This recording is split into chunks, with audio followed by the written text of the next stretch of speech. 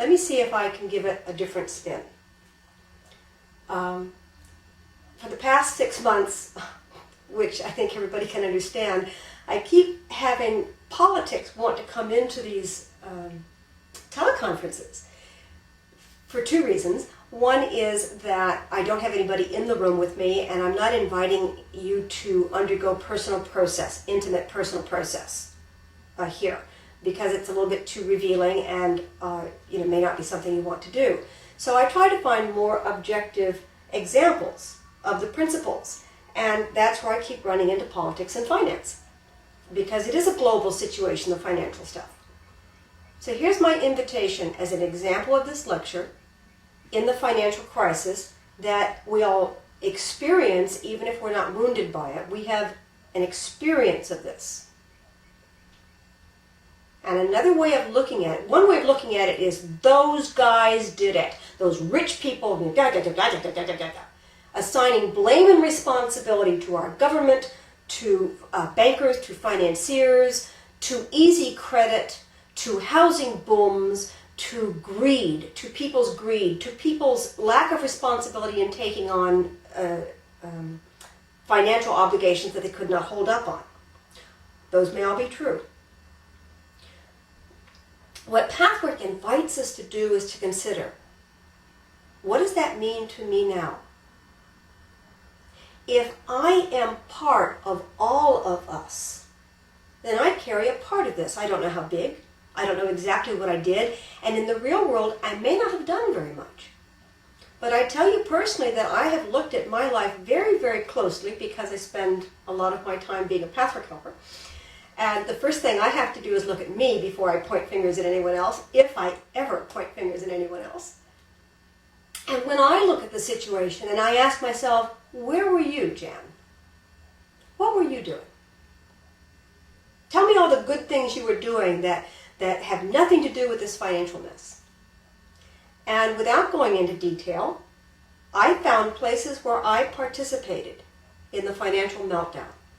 Now, my contribution is very small. I'm not a big player in this. But the important thing was for me to find the place where I became greedy. I wanted my peace. I didn't campaign for stronger laws. I tried to find a better broker, okay? I wanted to get my slice of this growing economy and these wonderful stocks, and I wanted to join in this feeding frenzy. I didn't put brakes on. I didn't put my money under the mattress. Okay? It may be a very small portion of this, but what I'm emphasizing here is it's not a matter of how big your level of responsibility is. The question is, are you willing to see it? Are you even willing to look for it? What is your part?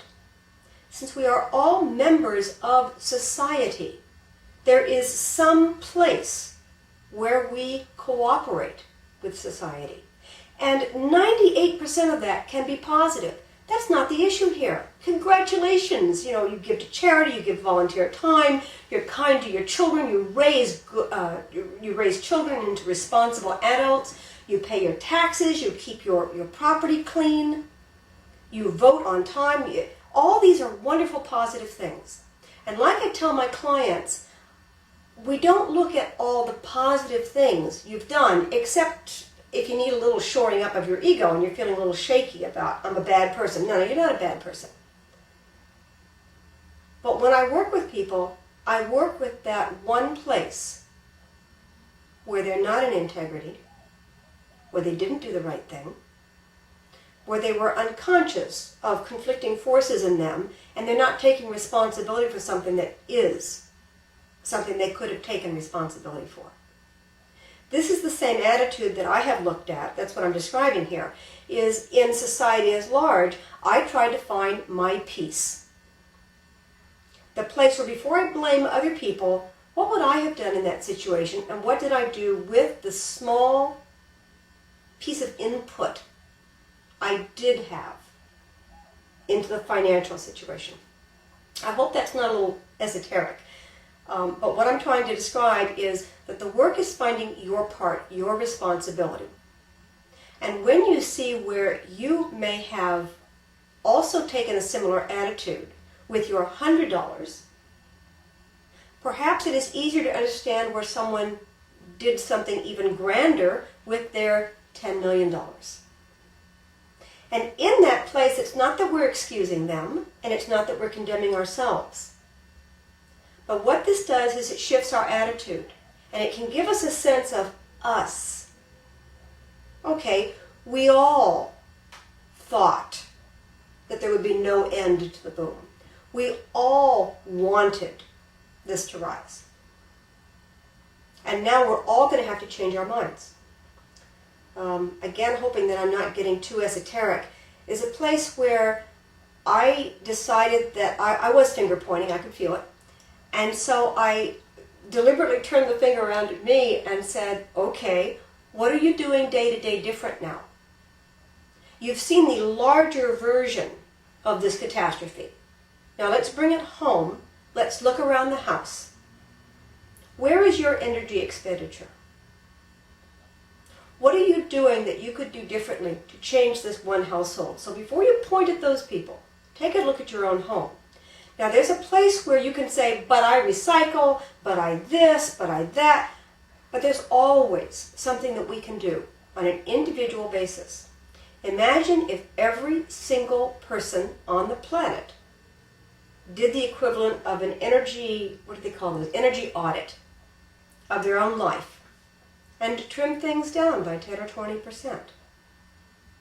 The trick is that involves some change and some compromise, and when we feel that the other person is not doing their share, we use that as an excuse to not do what we can do. Now we've gotten a little bit far afield, but that's what these lectures are talking about. So I'm going to repeat the titles. Life manifestation is expression of dualistic illusion, and the conciliation of inner split. And while these are, of course, spiritual principles, what I'm saying is if you flesh them out and you put clothes on them and you put actual situations on them, that's where it becomes real to you. That's where it became real for me, that there were places where I was blaming, where I wasn't taking full responsibility, not for the world catastrophe, but for what I can do today. And by taking different attitude, what I can do tomorrow and the next week. I'm going to take a break right now, and I'm going to change some tapes. And when we come back, you can bear with me for just a second, we'll take some questions if you have them. I'm very happy to do that. So just one moment, please.